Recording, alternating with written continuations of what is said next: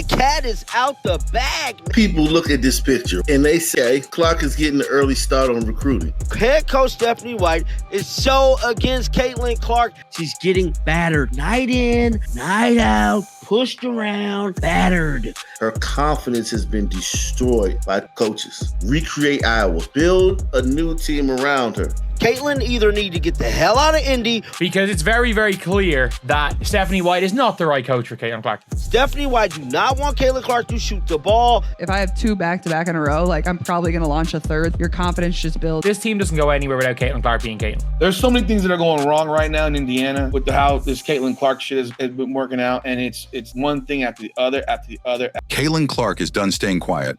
After being held back by her coach and teammates who don't play her game, she's demanding real change in Indiana.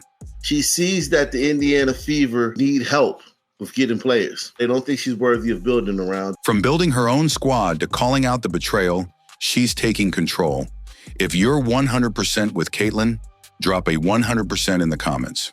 Caitlin Clark is the face of a league. There's one person in this league that when she walks in the building, when she walks in the room, the owners see dollar signs. There's only one person, and her name's Caitlin Clark. Caitlin Clark came into the WNBA as a generational talent. The NCAA's all-time leading scorer, a sharpshooter with court vision that few players in the league can match. But instead of being unleashed, she's been held back. Not by defenders, not by pressure, but by her own coach. Stephanie White is not the right coach for Caitlin Clark. We are going to question Stephanie White's ability to specifically coach Caitlin Clark. Stephanie White is so against Caitlin Clark. It's clear as day, and it's very much clear as day that this front office dropped the ball in hiring her. Multiple games revealed a pattern.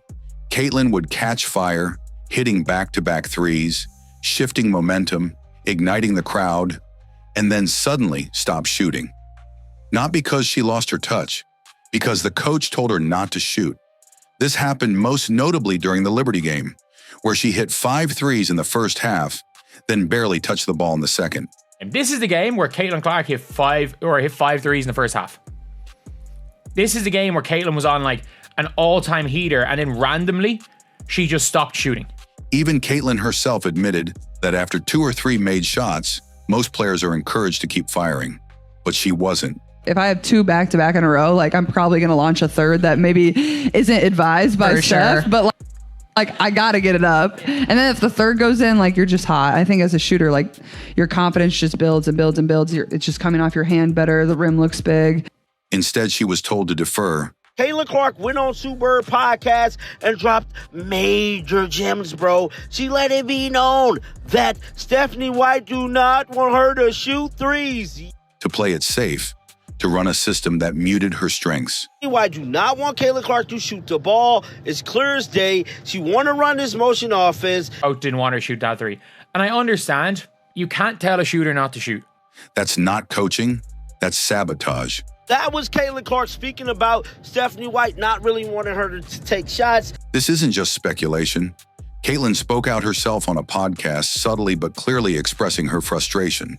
Her tone was controlled, but the message was unmistakable. So professionally, like that Liberty game, I feel like as a shooter, like when you see like 2 or 3 go in, especially like for me, like if I have 2 back-to-back in a row, like I'm probably going to launch a third that maybe isn't advised by Steph, but like I got to get it up. And then if the third goes in, like you're just hot. I think as a shooter, like your confidence just builds and builds and builds. It's just coming off your hand. She's being reined in, forced to play someone else's version of basketball, not her own. League are not ready for that style. They're not ready for that up and down. And it's not just about her shot, it's about identity. Caitlin plays on instinct. She reads the floor faster than most players even realize what's happening. She sees the game 10 steps ahead, okay? Her spatial awareness is next level. That's what made her unstoppable at Iowa. You have got to let Caitlin be Caitlin. Caitlin went and hit those 3 threes in 30-something seconds. Not just her shooting range, but her ability to dictate tempo, improvise, and create plays out of thin air. That's what fans paid to see. That's what made her a superstar.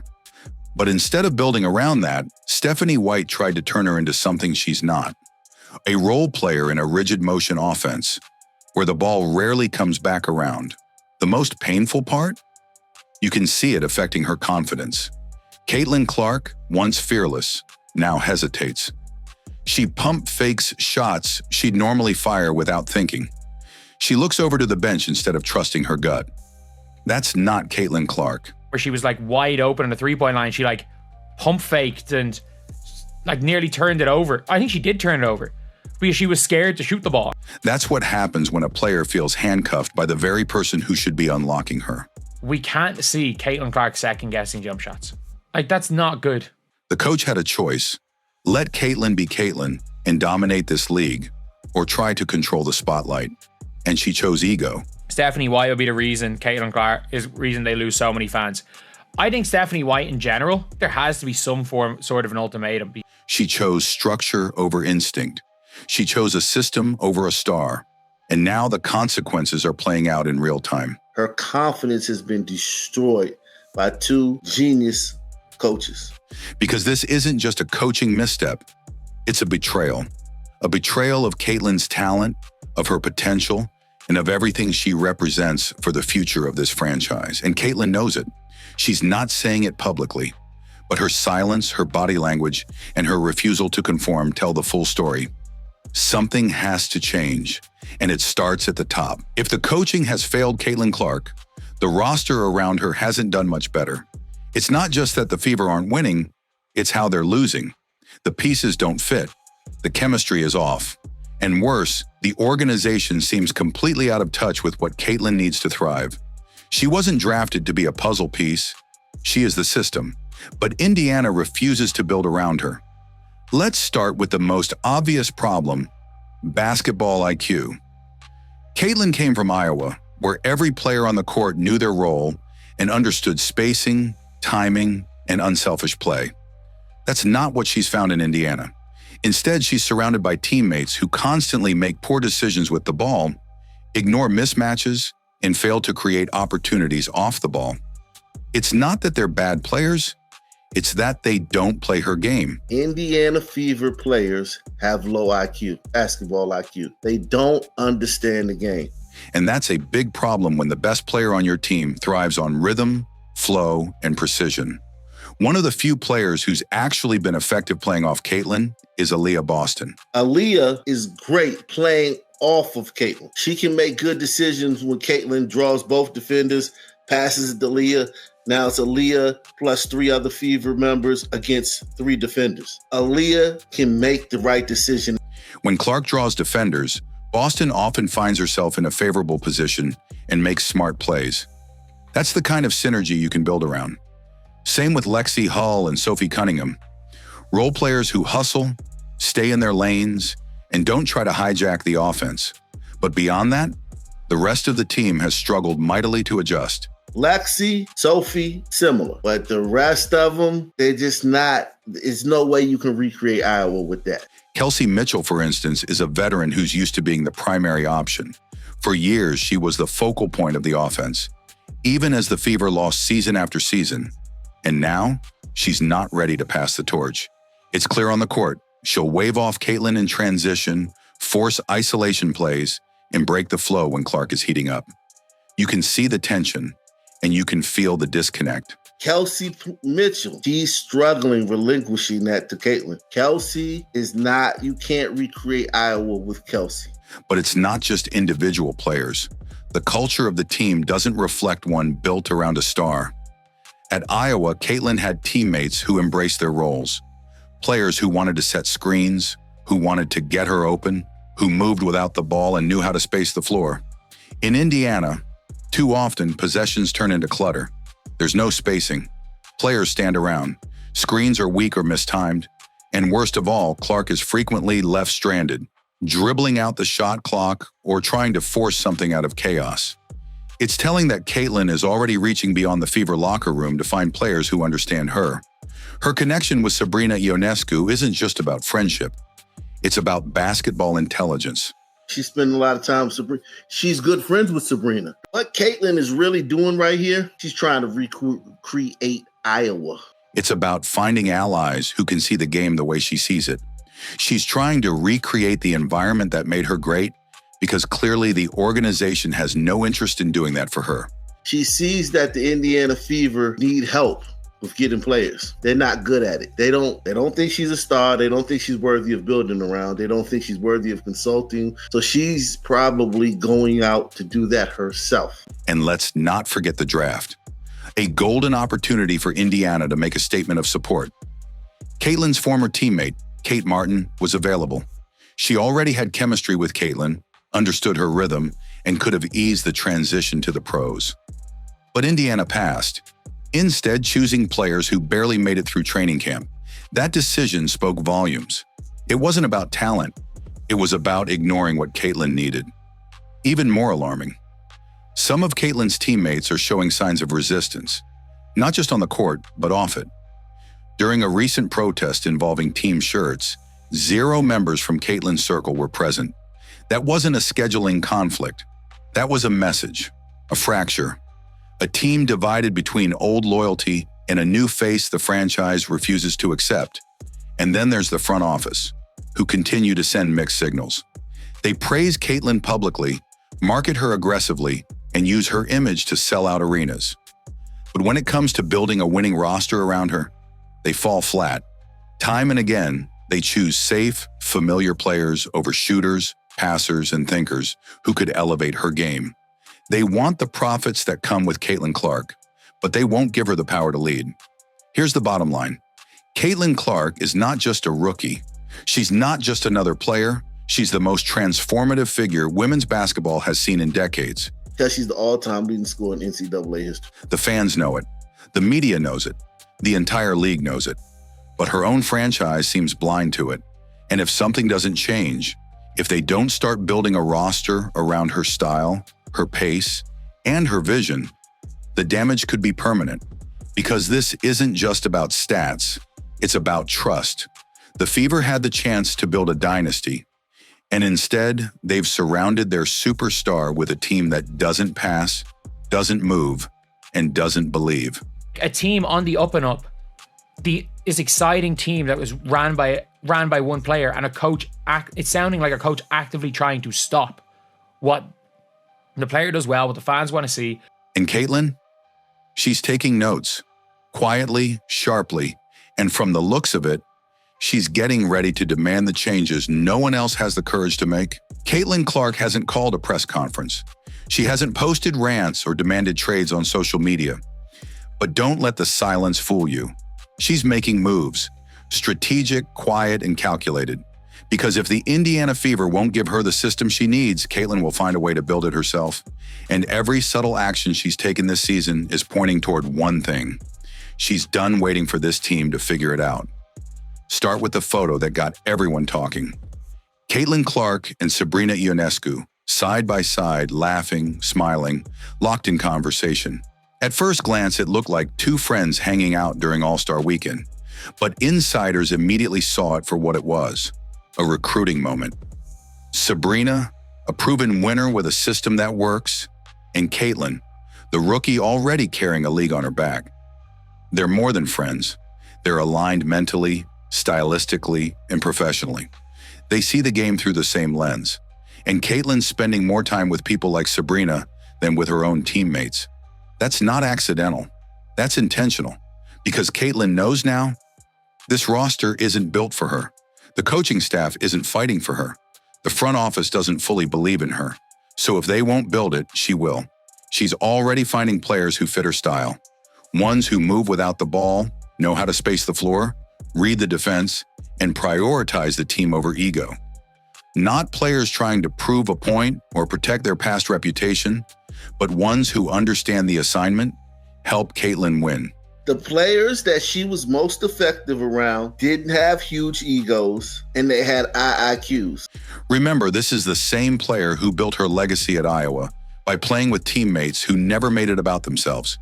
They set screens, cut hard, and trusted her vision. That chemistry didn't come from a playbook. It came from trust, repetition, and shared hunger.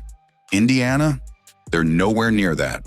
So Caitlin is laying the groundwork to recreate Iowa in the WNBA. Bringing girls that know how to set a screen and are happy to set a screen. Looking for Caitlin all day long.